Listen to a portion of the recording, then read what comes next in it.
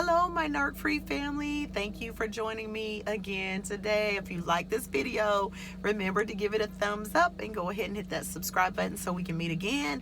And once again, I'm coming to you with this book by H.G. Tudor called Fuel.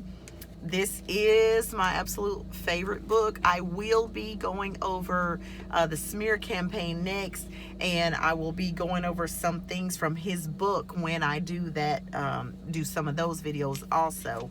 So those of you who don't know, H.G. Tudor is a narcissist, and so he gives us information from the perspective of a greater narcissist so that we can understand how they think, okay? So in this particular portion, I'm going to tell you forms of delivery. So this is about the type of supply or the type of I'm tongue-tied. The type of supply or this type of fuel that you give, okay? So there is awareness, all right? Awareness means that we know that you will be thinking about us in some way. It is based on knowing the effects of our manipulative behavior.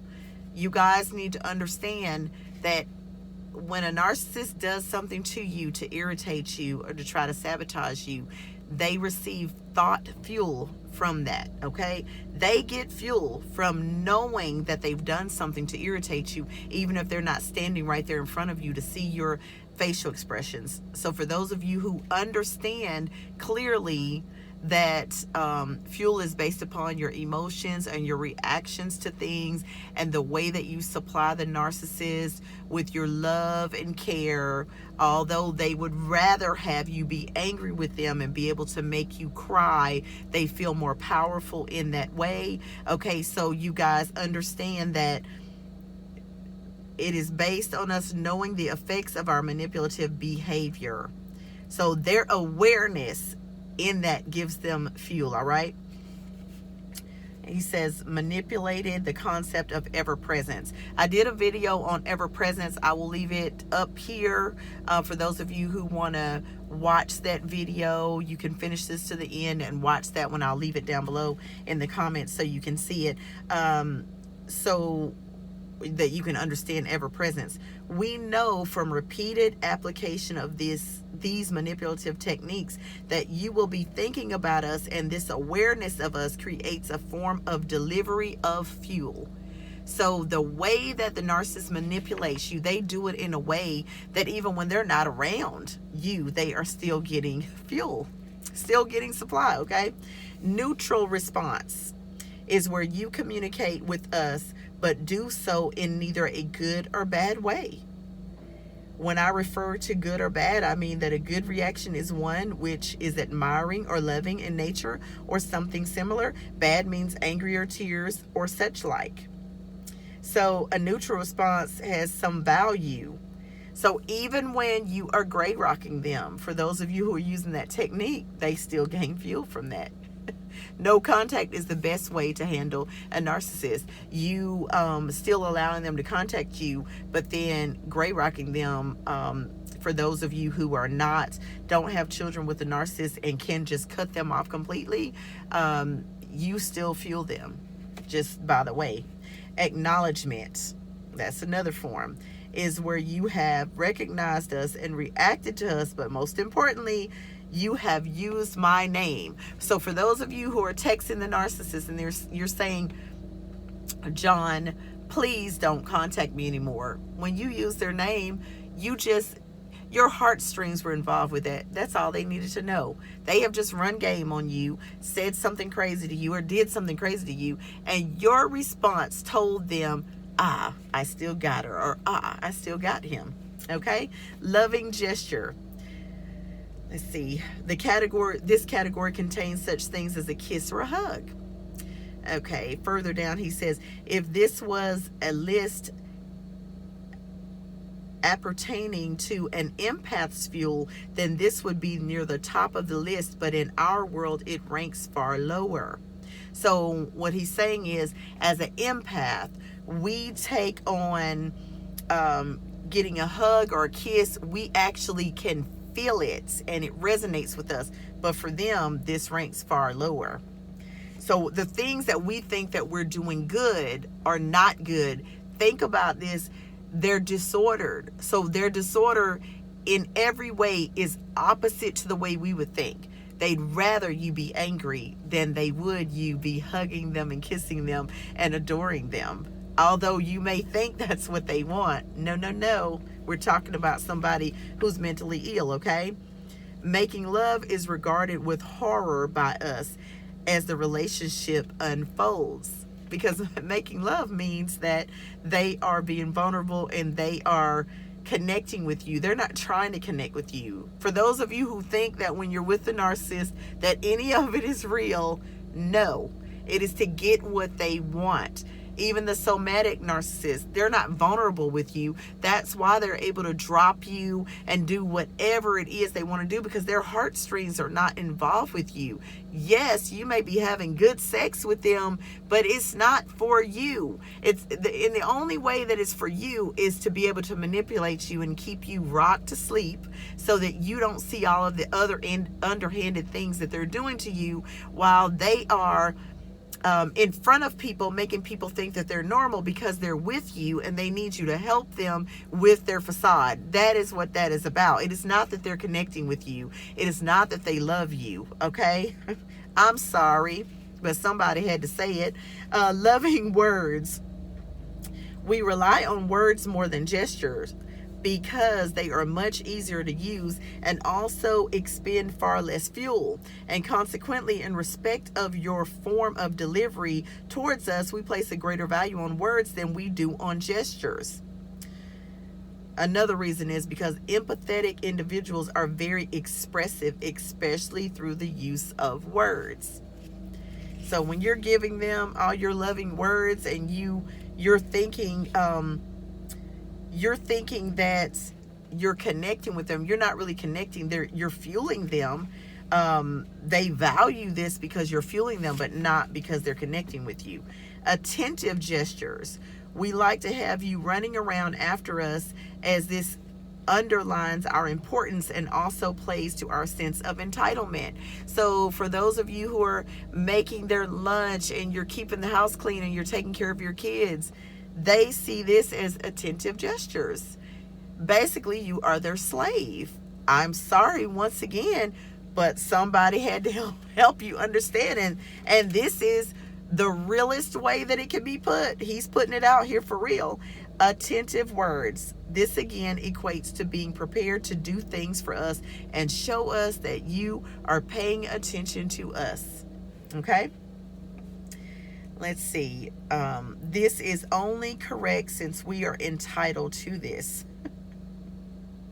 These are examples of the normal and caring things that you will say to us, like, how are you? Are you warm enough? Have you had plenty to eat? You look tired. Why don't you go have a nap? Okay? But they see this as you catering to them, because they don't care for you in the same way. They can't care for you in the same way. They don't have the ability to. This is all a game. It's all about fuel. It's all about keeping them gassed up, so that they can go out and find other people to gas them up even further and eventually leave you, or you have to leave them because of their bad behavior. Okay? Admiring gestures. Admiration is ranked higher than love. They would rather be admired. So anyone can admire you, and the people at your job might admire you. This is what they want. And I put asterisks beside this so I could make sure to not forget to tell you. Admiration ranked higher than love. Make a mental note of that fact. An admiring gesture will incorporate a look of appreciation, a wolf whistle, and applause. They want to be admired, all right? Admiring words. He says, because of a herd mentality, they will join in with the praise and admiration. We relish hearing admiring words because others also pick them up. People do this much more than compared to a gesture which is subtler. They want something that they can hear. And when they're hoovering you back in, they want to be able to hear your voice. They want to be able to see you so that they can hoover you back in. Text is their lowest form of fuel. By the way, I said this on one of my other videos. This book is a wealth of information, so I can't get everything out in one video. I have several of them, so you guys go look for those. On page 52, he says, by causing them to react in such a way, we are unleashing and demonstrating raw, unadulterated power over these people. This is how the narcissist is thinking of you. Okay, here we go. Angry words. We are delighted when the foul language pours from your mouth as you lose your temper with us. You thought that when you admired them, when you loved them, when you cooked for them, when you were sleeping with them, when you were loving on them and giving them your all, that you were doing good. And what they really want you to do is cuss them out. And the reason for this is because they feel like, in their warped thinking, that if they can get you to cry or yell or act out of character or react to their abuse, they feel powerful. So in your mind, what you need to understand when you're dealing with a narcissist is that everything that we would consider good is not good to them. The things we consider to be bad is good. Everything is flipped. That's how you know it's twisted and wicked, because everything is flipped in the opposite direction, okay? Tearful words. This negative reaction is the top of the tree, and we know we have got into the depths of your soul and hurt you. So you have the rankings of the proximity of the source and the form of delivery, two key ingredients in creating fuel for us. It is when these two ingredients are combined that something magical happens and the fuel is created. So I read to you just parts of page 48 through 52 of this book. So when you guys are thinking that you are crying and pouring out your heart to the narcissist, he went from the least to the greatest source of fuel, and tearful words was at the very top of the list of what they consider to be greatness. And right below that was tearful gestures. Don't cry to the narcissist. Don't beg the narcissist. If you go to court with a narcissist and they're supposed to give you money, or they're supposed to give you, child support, or help you with this or do this or that and the other, they're not going to do it. And the reason they're not going to do it is because they're hoping that you will reach out to them, crying to them, begging for them to do the right thing. Don't do it. Starve them. They expect, the things they do to you are intentional, and they do it with the expectation to get these responses so they can get fuel. Starve them. Let them get with somebody else that will cry over them. Don't let that person be you. Take the energy that you would have wasted on them to cry over them and use that energy to heal yourself and get better at being a better you, so that you can get out of the toxic relationship. I hope that this has helped you all. And then for those of you who are new to my channel, I hope that you will subscribe to the channel. If you've liked the video, give it a thumbs up so we can meet up again. Thank y'all for joining me, and bye-bye, my beautiful people. Look down in the comments below. I will leave some videos that I think will be beneficial, and I will leave a link to this book for anybody who's interested.